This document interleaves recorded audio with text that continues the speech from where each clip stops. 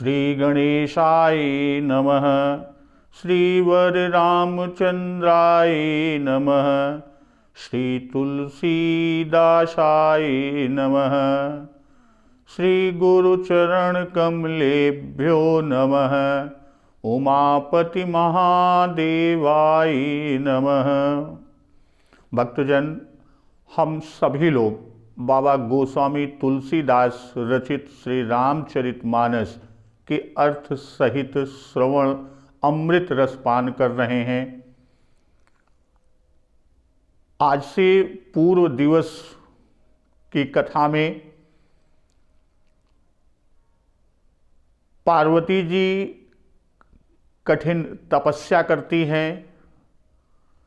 उनकी कठिन तपस्या पर ब्रह्मवाणी होती है और इधर शिव जी को मनाने के लिए, पार्वती जी से व्याह करने के लिए प्रभु श्री राम जी अवतरित होते हैं, प्रकट होते हैं।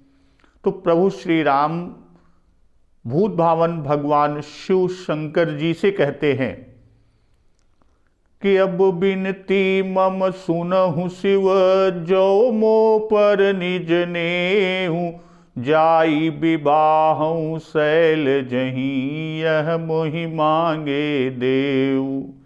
कि मैं आपसे कुछ मांगता हूँ, मुझे मांगने पर दीजिए कि आप जाकर शैलपुत्री अर्थात पार्वती जी से व्याह कीजिए। और यह बात प्रभु श्री राम जी कहते हैं कि हे शिव जी, यदि मुझ पर आपका वास्तव में स्नेह है तो अब मेरी यह विनती सुन लीजिए।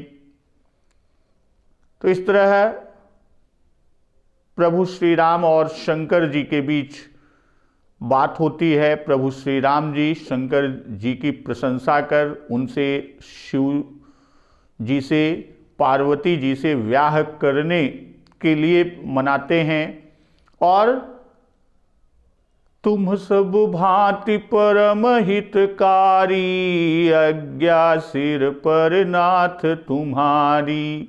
तो आप तो सब प्रकार से मेरे हितकारी हैं,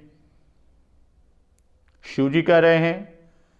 और आज्ञा सिर पर नाथ तुम्हारी, हे नाथ आपकी आज्ञा मेरे सिर पर है। तो प्रभु तो सुनि शंकर बचना, भक्ति विवेक धर्म जुत रचना। कह प्रभु हर तुम्हारपन रहू, अब और राखेऊ जो हम कहू। कि जो हमने कहा उसे हृदय में रखना। और यह कहकर अंतर्धान भय अस भाखी, शंकर सोई मूरति उर राखी।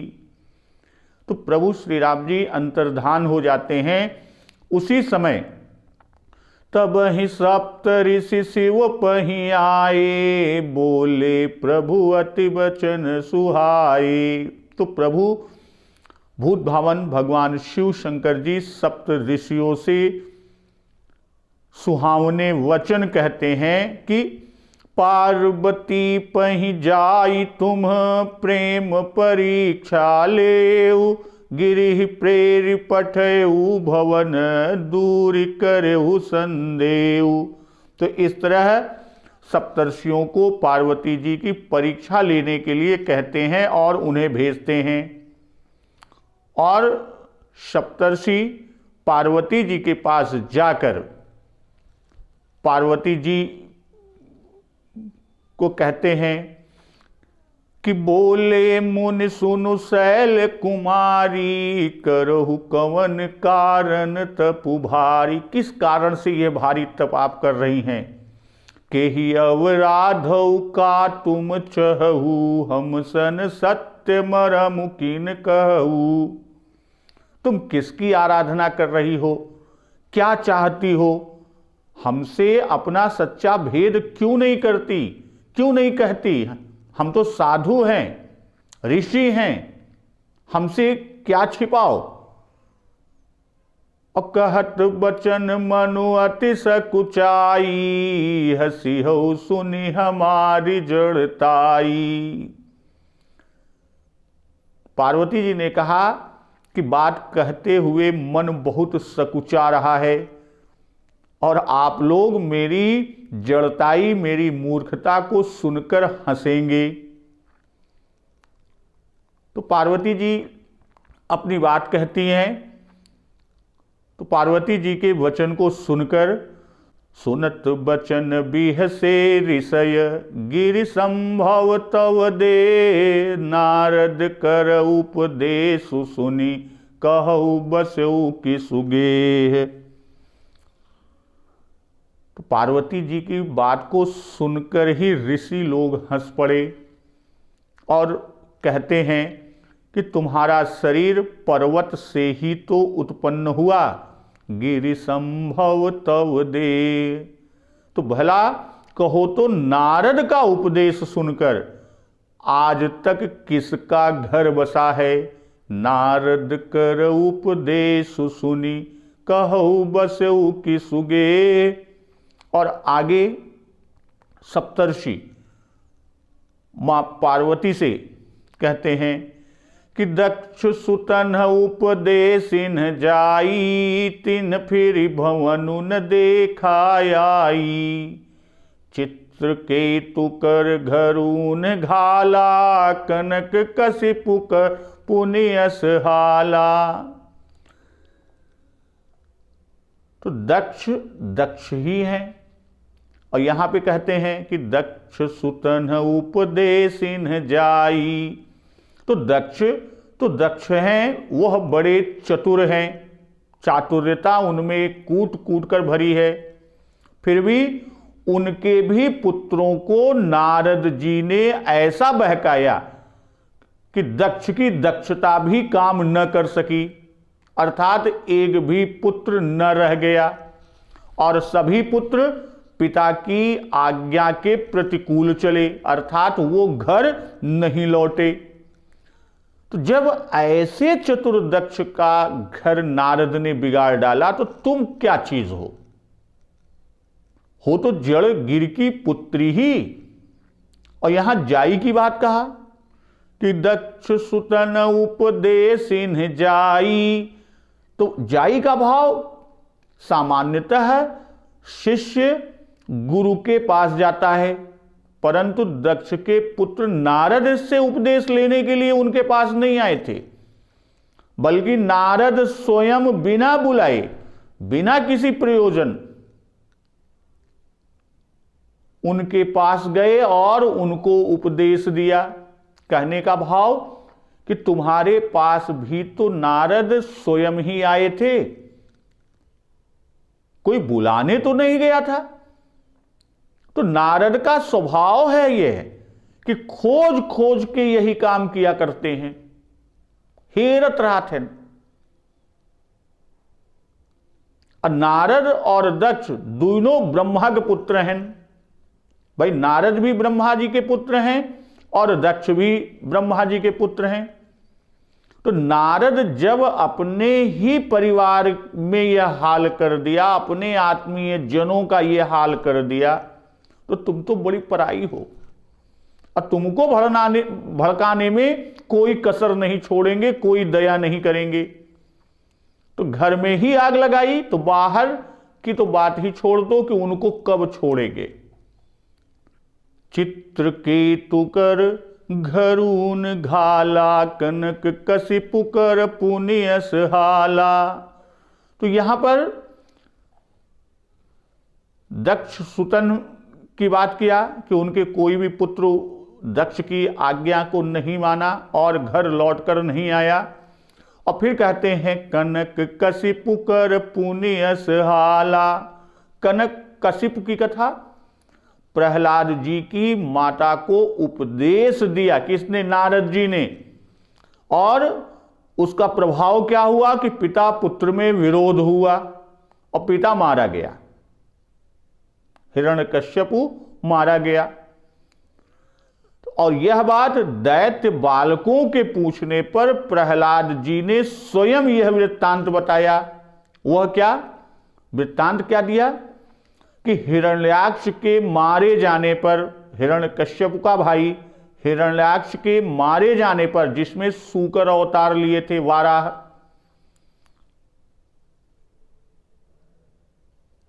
मेरे पिता हिरण्यकश्यपु मंदराचल पर्वत पर तप करने के लिए गए।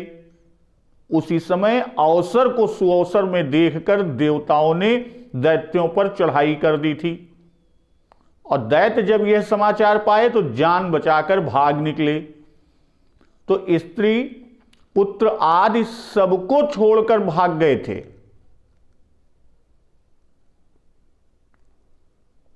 और मेरे पिता के घर को नष्ट कर डाला गया। अब माता को इंद्र पकड़कर स्वर्ग को चले थे, किंतु मार्ग में नारद मुनि विचरते हुए मिल गए और बोले कि इस निरपराधिनी स्त्री को पकड़कर ले जाना योग्य नहीं है, अतः इसे छोड़ दो। तो इंद्र ने क्या कहा कि इसके गर्भ में दैत्य राज का वंश, उसका वीर्य है। अब पुत्र होने पर उस पुत्र को मारकर इस स्त्री को छोड़ दूंगा। तो नारद जी बोले कि यह गर्भ स्थित बालक परम भागवत है और तुम इसको नहीं मार सकते। तो इंद्र ने नारद के वचन पर विश्वास करके मेरी मां की परिक्रमा किया और उसे छोड़ दिया। अब यहां पर प्रहलाद जी अपने साथियों से, दैत्य पुत्रों से बता रहे हैं कि नारद जी मेरी मां को अपने आश्रम में ले गए और वहां वह गर्भ के मंगल की कामना से, यानी मेरे मंगल की कामना से नारद मुनि की भक्ति पूर्वक सेवा करती रही। और दयालु ऋषि ने मेरे उद्देश्य से माता को धर्म के तत्व और विज्ञान का उपदेश किया, और ऋषि अनुग्रह से वह उपदेश मैं अब तक नहीं भूला। तो आगे ये तो कनक कश्यप की कथा हमने बताई, तो वही यहां पर सप्तर्षि कह रहे हैं कि चित्रकेतु कर घरून घाला, कनक कश्यप कर पुण्यस हाला। नारद सिख जे सुनहि नर नारी, अवश्य होई तज भवनु भिखारी। यहां पर सप्तर्षि कह रहे हैं कि 3 उदाहरण दिए गए। भाई सप्तर्षियों के द्वारा 3 उदाहरण, दक्ष, चित्रकेतु और हिरण्यकश्यपु के, और तीनों उदाहरण देने के भाव भी 3 बहुवचन हैं। और 3 उदाहरण को देकर बाबा गोस्वामी जी दर्शा रहे हैं कि ये तो लोक पीछे एक एक उदाहरण दिया है। भाई दक्ष सुत स्वर्ग के, चित्रकेतु मर्त्यलोक के और हिरण्यकश्यपु पाताल लोक के, तो तीनों लोकों के एक एक उदाहरण दिया।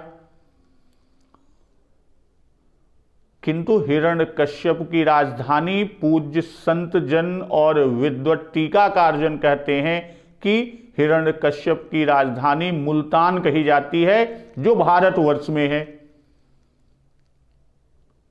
तो इस तरह लोक 3 हैं, इसलिए 3 उदाहरण दिए। तो इनके अतिरिक्त तो बहुतेरों को उन्होंने उपदेश दे देकर उनके घर को उजाड़ डाला। इसीलिए फिर कह रहे हैं सप्तर्षि कि नारद सिख जे सुनहि नर नारी, अवश्य होई तज भवनु भिखारी। मन कपटी तन सज्जन चीन्हा, आपुस सरिस सबहि चहकीन्हा। अर्थात स्त्रियों को भी बहकाते हैं, खाली पुरुषों को ही नहीं, स्त्रियों को भी बहकाते हैं, जिनमें से एक तो तुम ही हो जिन्हें उन्होंने उपदेश दिया। तो इस प्रकार तीनों लोकों के निवासियों को चौपट करते हैं। और नर नारी कि पहले जिनको उपदेश दिया उनमें दो दक्ष सुत थे। दो कौन थे? एक तो दक्ष सुत और चित्रकेतु पुरुष थे। और हिरण्यकश्यप की स्त्री को उपदेश देकर हिरण्यकश्यप को चौपट कर दिया। क्या परिणाम मिला? वैरागी पुत्र उत्पन्न हुआ जो अपनी मां के वैधव्य का कारण बना।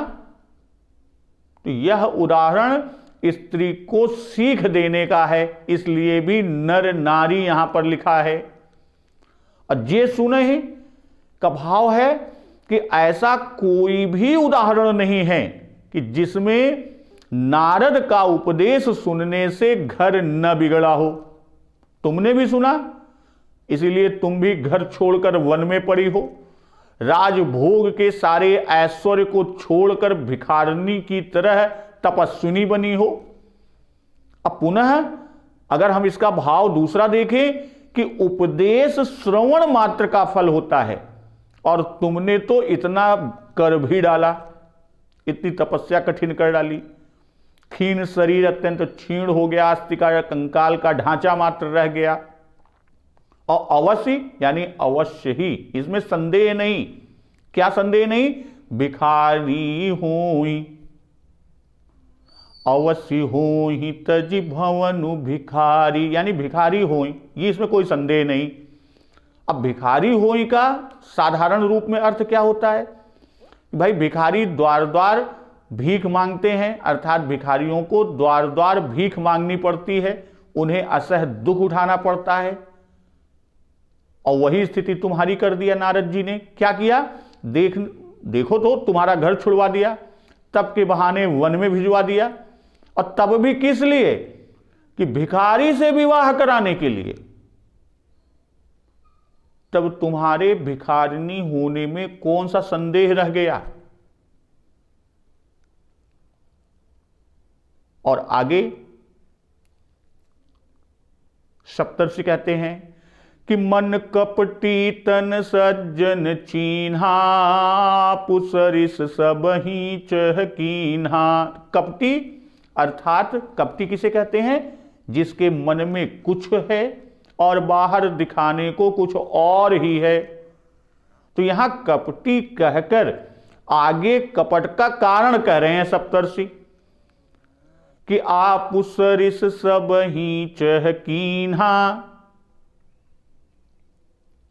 कि जैसे हम घर बार रहित हैं, बिना घरे दुआरे कही, बिना परिवार कही, वैसे ही किसी के भी घर बार न रह जाए। बसा बसाया घर देख उसे उजाड़ने की टोह में ही लगे रहते हैं नारद जी। अर्थात सृष्टि की बढ़त को वो देख नहीं सकते। उजरे हरस विषाद बसेरे, अभी मैना जी ने भी यही कहा, आगे आएगा कथा में, कि नारद कर मैं काह बिगारा, भवन मोर जिन्ह बसत उजारा। और फिर आगे मन कपटी, और फिर तन सज्जन चीन्हा। और तन सज्जन चीन्हा का भाव कि ऊपर से तो तिलक लगाए, कंठी पहने, माला पहने, वीणा लेके हरि गुणगान करते हुए, नारायण श्रीमन नारायण करते हुए। तो गुणगान ये सब सज्जनों के से चिन्ह बनाए हुए रहते हैं, यानी उनकी वेशभूषा को बनाए रखते हैं। और सज्जन बिछड़े हुए को मिलाते हैं, और नारद जी मिले हुओं को छुड़ाते हैं। और आप सरिस सब ही चहकीन्हा। आप सरिस का मतलब बिना स्त्री और घर का। साचून के मोहन माया, उदासीन धनु धामु न जाया। आगे ये बाबा जी ने इसका उदाहरण दिया हुआ है, आगे उल्लेख किया हुआ है। तो सप्तर्षि अपने वचनों से समझाने की कोशिश करते हैं। क्यों? चूंकि भूतभावन भगवान शिव शंकर जी ने सप्तर्षियों को परीक्षा के लिए भेजा है। वास्तव में देखा जाए तो मन में नारद जी के प्रति कोई वैष नहीं है, कोई इस तरह का विद्वेष नहीं है। क्योंकि परीक्षा लेने आए हैं इसलिए ऊपर से ये सारे अमंगल और निरादर के वचन कह रहे हैं। तो इसी निरादर वचनों में सप्तर्षि अपने वचन द्वारा समझाने की कोशिश करते हैं कि नारद जी मन, वचन और तन तीनों से पराया घर बिगाड़ने में लगे रहते हैं। मन कपटी से मन और सिख से वचन और तन सज्जन चिन्हा से तन या कर्म। तो इस तरह तीनों से धोखा देकर बहकाकर बिगाड़ना कह रहे हैं सप्तर्षि। अगर पुनः हम भाव देखें कि उनके वचनों में तो वैराग्य भरा रहता है, मन में कपट रहता है और तन में सज्जन चिन्ह अर्थात ऋषवेश बनाए रहते हैं। तो यह अवगुणी दुरात्माओं के लक्षण हैं।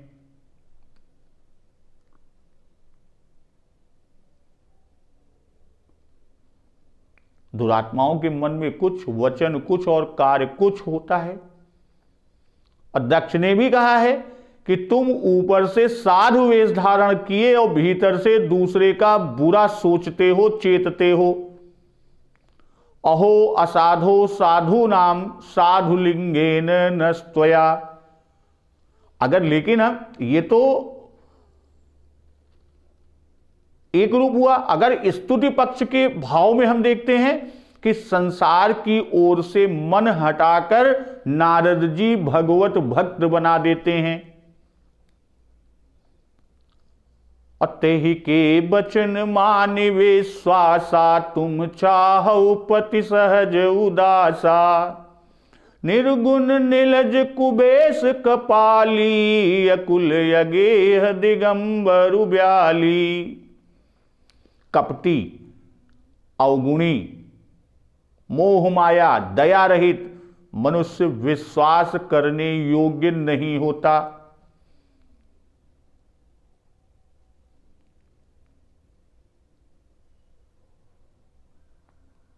तुमने ऐसे मनुष्य का विश्वास कैसे कर लिया? यहां तक उपदेष्टा की निंदा की है सप्तर्षियों ने। अब आगे वर की निंदा कर रहे हैं। भाई पार्वती ने पहले नारद वचन को सत्य मानना कहा था और तब शिव को पति रूप में वर्ण करने की बात कही थी सप्तर्षियों से। इसीलिए उसी क्रम में ऋषियों ने पहले उपदेष्टा की निंदा की और कैसे नारद वचन की बात कही थी। क्या कही थी कि नारद कहा सत्य सोई जाना, बिनु पंखन हम चही उड़ाना। और शिव जी के लिए नारद की बात सत्य कहकर शिव वर्ण कि चाहिए सदा शिव वही भर तारा। तो इसी क्रम से ऋषियों द्वारा पहले उपदेष्टा की निंदा की, क्योंकि कि पार्वती जी अगर इसे सुनकर अर्थात नारद वचन को असत्य मान लेती हैं तब तो आगे कहने की आवश्यकता ही नहीं रह जाएगी। फिर वर की बात की हमें कोई आवश्यकता ही नहीं। तो सप्तर्षि आगे कहते हैं कि तुम चाहो पति सहज उदासा, निर्गुण नीलज कुपे। अब आगे भी भाई यही तो है कि तुम चाहो पति सहज उदासा। अब किस तरह से, किसके कहने पर? तेहि के वचन मानि विश्वासा, यानी नारद उनके वचन को मानकर विश्वास कर। तो यहां पर नारद और सप्तर्षि के कथन, भाई उन्होंने, नारद जी ने अगुण कहा तो सप्तर्षि ने निर्गुण कहा। नारद जी ने शिव जी को अमान कहा तो यहां सप्तर्षि उनको निलज्ज कह रहे हैं। नारद जी ने मातु पितु हीना कहा था तो सप्तर्षि अकुल कह रहे हैं, कोई कुल ही नहीं है। और वहां पर नग्न, अमंगल वेश और जटिल कहा, तो सप्तर्षियों ने शिव जी को आगे अभी जो चौपाई कि अकुल अगेह दिगंबर ब्याली, तो दिगंबर, ब्याली, कुबेश, कपाली आदि कहा। तो निर्गुण नीलज कुबेश कपाली, अब आगे कहते हैं अकुल अगेह दिगंबर ब्याली। तो पार्वती मंगल में गोस्वामी जी ने इसी को बरवे छंद में लिखा कि कहु का सुनि रीझो बर अकुली नहीं, अगुण अमान अजात मातु पितु ही नहीं। अर्थात अकुल का अर्थ अकुलीन या अजाति, सहज उदासा और अगेय कहकर कि उनको किसी का घर नहीं भाता, कहीं नदी के तट शमशान पर पड़े रहते हैं। तो यहां जो आपकी चौपाई है कि निर्गुण नीलज कुबेश कपाली, अकुल अगेह दिगंबर ब्याली। तो यहां एक एक शब्द में बाबा जी ने भाव दिया। निर्गुण से बता रहे हैं कि वर होने योग्य उनमें एक भी गुण नहीं है, भाई वो भांग धतूरा यही सब खाते हैं, और तुम उत्तम शील आदि गुणों से युक्त हो, तब निर्गुणी तुम्हारे योग्य कैसे हो सकता है। और फिर कहते हैं नीलज यानी निर्लज्ज। शिव जी कैसे हैं? निर्लज्ज हैं यानी निर्लज्ज हैं, अर्थात भूत प्रेत पिशाच पिशाचिनियों के साथ नंगे नाचते हैं, पिशाचियों को घूरते हैं, और ऐसे के साथ तुम भी लज्जित ही होगी। फिर आगे कहते हैं कि निर्गुण नीलज कुबेश कपाली। कुबेश से क्या बता रहे हैं बाबा जी कि चिता की अपवित्र भस्म को लगाए रहते हैं। पंचमुख, तीन नेत्र, जटाधारी, गज व्याघ्र चर्मधारी, अर्थात व्याघ्र चर्म को पहने हुए और गज चर्म को ओढ़े हुए, यह सब कहा किसने? सप्तर्षियों ने। और कपाली हैं अर्थात मनुष्य, प्रेतों और सती के मरने पर सती के भी मुंडों को माला की धारण करते हैं। और अकुल हैं अर्थात उनके मां बाप का ठिकाना नहीं है, वे अकुलीन हैं। तब कुलीन पुरुषों के साथ वे बैठ नहीं सकते, या यूं कहें कि कुल नहीं है तो तुम्हारे सास ससुर ननद भौजाई इत्यादि कोई भी नहीं है। तो ऐसे घर किस काम का? और अगेय हैं यानी घर नहीं है, वहां तुम्हारे रहने का कहीं ठिकाना नहीं, तब तुम फिर रहोगी कहां? सप्तर्षि मां गौरी, मां पार्वती को समझा रहे हैं, उनसे कह रहे हैं कि शिवजी दिगंबर हैं, उनके पास कपड़ा भी नहीं है, तब तुम्हें ओढ़ने और पहनने को कहां से मिलेगा?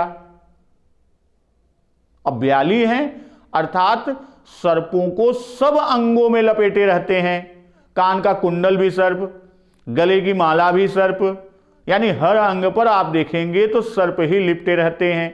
और तो और नागराज वासुकी को तो यज्ञोपवीत रूप में धारण किए रहते हैं, और इसी रूप में वे पृथ्वी पर भ्रमण भी करते रहते हैं। तो इन सब का आशय क्या हुआ कि विवाह घर वर और कुल देखकर होता है, और ये तीनों बातें शिव जी के अगर गुण या अवगुण की बात करें तो प्रतिकूल है, तीनों बातें ही प्रतिकूल है विवाह के लिए, कि न घर अच्छा, न कुल और न वर ही अच्छा। भाई ये सप्तर्षि पार्वती जी से कह रहे हैं। अब यहां पर जो कथन कहे गए, जो वचन कहे गए, वास्तव में निंदा पक्ष में सप्तर्षि कह रहे हैं, क्योंकि परीक्षा लेने आए हैं। और स्तुति पक्ष की बात हम करें तो दोनों के हम तुलनात्मक आपके सामने रख रहे हैं। जैसे गिरि संभव तव दे, तो निंदा पक्ष में अगर हम समझे कि गिर जड़ है, तुम उसकी पुत्री हो, इससे तुम्हारी बुद्धि भी जड़ हुआ ही जाए कि तुम नारद के वचन पर हट कर बैठी हो। और दूसरी तरफ अगर गिरि संभव तव देह, इसके स्तुति पक्ष में बात करें तो गिरि परोपकारी वैसे ही तुम भी हो, वह गंभीर वैसे ही तुम भी हो और तुम पवन पवित्र हो। अब बसेऊ की सुगे, किसका घर बसा? सबको उन्होंने उजाड़ दिया, ये निंदा पक्ष, घर का नाश कराया। कामारिक को पति पाकर क्या तुम्हारा घर बसेगा? शैलराज का घर भी उजड़ेगा। और स्तुति पक्ष की बात करें कि यह देह, यह हमारा शरीर ही घर है। जीव जब ते हरि ते बिल गान्यू, तब ते देह गेह निज जान्यू। तो नारद जी के उपदेश से फिर यह देह रूपी घर रह ही नहीं जाता, अर्थात देहाभिमान छूट जाता है और जीव मुक्त होकर परम पद को प्राप्त करता है। तो इस तरह वास्तव में यहां निंदा पक्ष को दिखा रहे हैं, लेकिन अंदर से उसका भाव नहीं है सप्तर्षियों में। वो तो सिर्फ परीक्षा के लिए इस तरह के वचन कह रहे हैं। और आगे पार्वती जी से सप्तर्षि कहते हैं कि कहु कवन सुख असबर उपाये, भली भूलहु ठग के बौराई। पंच कहे शिव सती विवाही, पुण्य अवडेरी मराए निताही। कि संसार में दो प्रकार के सुख को देखा जाता है। पहला, जिसका संबंध शरीर से होता है, और दूसरा जो मन को शांति और आनंद प्रदान करने वाला होता है। यदि तुम अपने शरीर, यानी मां जगदंबा गौरी से सप्तर्षि कह रहे हैं कि अपने शरीर के लिए नित्य सुख की इच्छा करती हो, तो तुम्हें व्याली, कपाली, दिगंबर, निलज्ज, घृणित वेश में रहने वाला, भूत प्रेत संगी महादेव से वह सुख कैसे मिल सकता है? वे व्याली हैं, फुफकारते हुए भयंकर भुजंगों को आभूषण के रूप में पहनते हैं, धारण करते हैं, अगेय हैं, इसी से शमशान भूमि में रहते हैं, और रौद्र रूपधारी प्रमथ गण सदा उनके साथ लगे रहते हैं। तो जिस वर को तुम चाह रही हो, जिसके लिए तपस्या कर रही हो, उसके पाने में ही बहुत क्लेश है, और कदाचित प्राप्त भी हो जाए तो वह निष्फल वृक्ष के समान है, यानी वह वृक्ष जो कोई फल ही नहीं देता, तो उससे तुम्हें सुख नहीं मिल सकता। दूसरा, कि किसी देवता के पाने से तुम्हें मानसिक सुख की प्राप्ति हो सकती है, किंतु इस वर से कदापि नहीं। तो कहो कवन सुख असबर उपाये, भल भूल ठग के बौराए। तो बाबा गोस्वामी दास जी कह रहे हैं, कहो कि ऐसा वर मिलने से क्या तुम्हें सुख मिलेगा? कुछ भी तो नहीं। इसका भाव क्या है कि सहज ही उदासीन होने से तुमको पति का सुख नहीं, निर्गुण निर्लज्ज होने से जाति पाति में प्रतिष्ठा मान का सुख नहीं होगा, अकुबेश कपाली होने से संग का सुख भी नहीं मिलेगा, और अकुल अगेय होने से कुल और घर का सुख नहीं मिलेगा।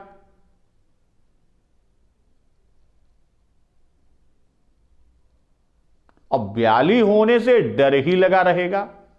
तो कहने का भाव कि विवाह घर वर कुल देखकर किया जाता है, तो ऐसे वर से कोई सुख नहीं होने का, न घर का, न पति का, न कुल का, न खान पान का, न पहनने ओढ़ने का। तो भल भूल ठग के बवराए।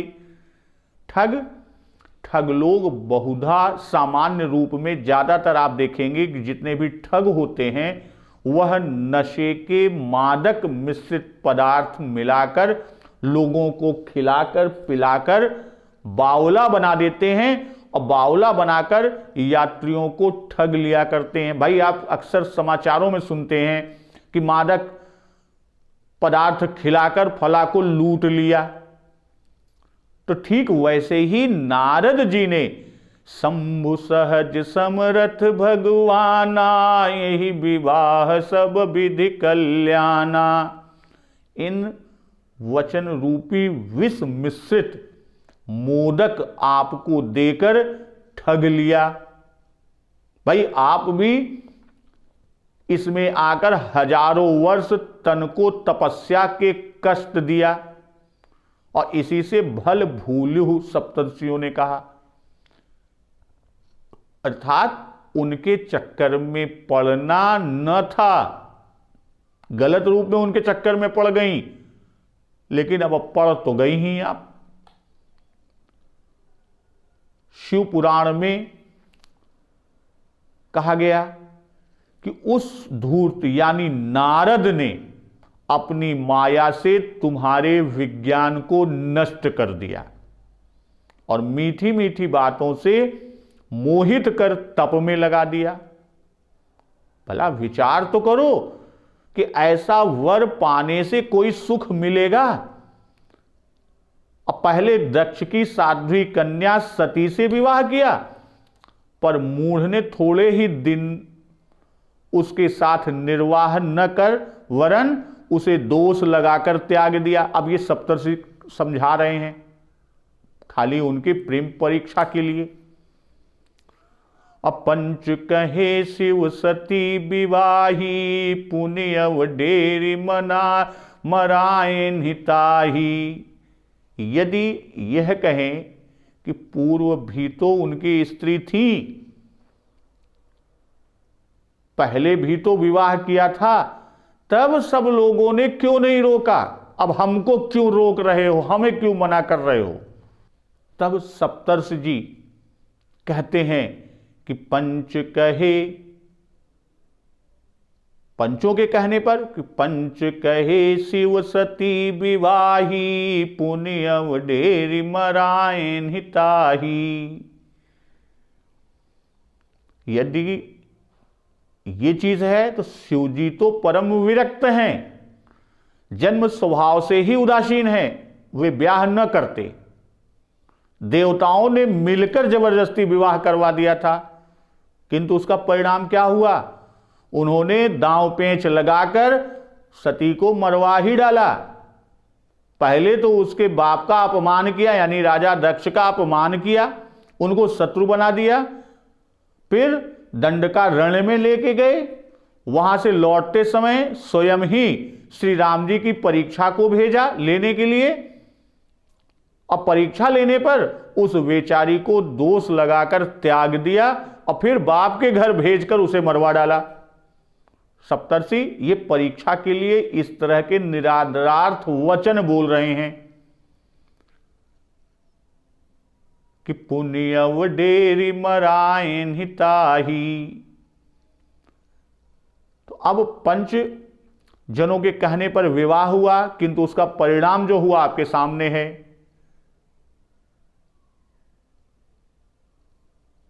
अब सुख सोवत सोचु नहीं, भीख मांगी भव खाई, सहज एकाकिन के भवन, कबहु की नारी खटाई।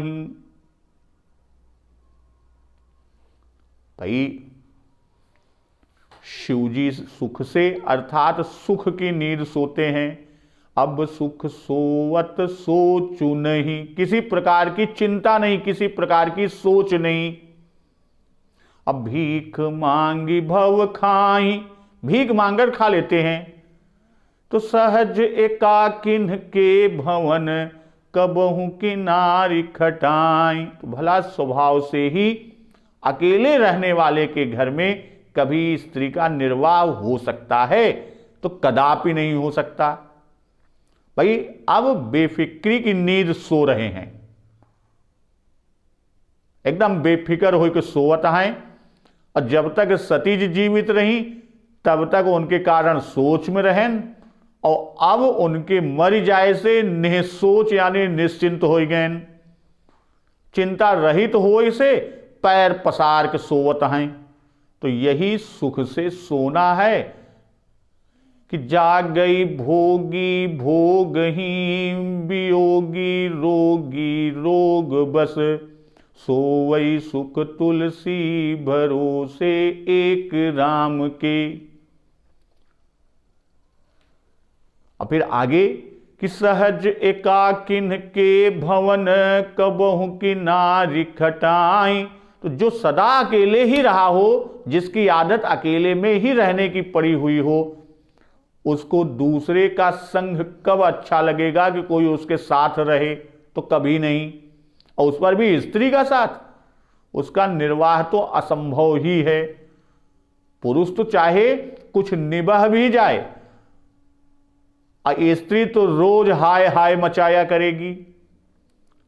ये तो निरादरार्थ की बात किया। अगर स्तुति पक्ष की बात हम करते हैं कि शिवजी जिसकी भिक्षा लेते हैं उसके भव अर्थात जन्म मरण व उसके संसार के आवागमन को खा लेते हैं, अर्थात हर लेते हैं, और फिर आवागमन नहीं होने देते, अर्थात उन्हें मुक्ति दे देते हैं। असुख सोवत सदा तुरीय अवस्था में रहते हैं, आनंद स्वरूप हैं। तो आगे सप्तर्षियों के कथन पर मां पार्वती जी का क्या जवाब होगा, यह हम लोग कल अगले दिवस की कथा में अमृत रस श्रवण पान करेंगे। तो आज की कथा यहीं समाप्त होती है। तो एक बार जोर से बोलिए सियावर रामचंद्र की जय, पवन सुत हनुमान की जय, जगत जननी मां जगदम्बा की जय, गुरुदेव भगवान की जय, उमापति महादेव की जय। जय श्री राम।